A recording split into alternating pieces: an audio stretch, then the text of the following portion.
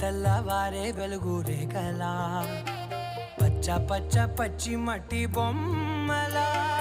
అల్లి బిల్లి వెన్న పాల నురగలా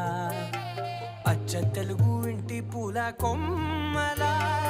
దేవదేవుడే పంపగా ఇలా దేవతే మా ఇంట అడుగే పెట్టెనంట బ్రహ్మ కళ్ళలో కాంతులే మా అమ్మలా మా కోసం మళ్ళీ లాలి పాడేనంట.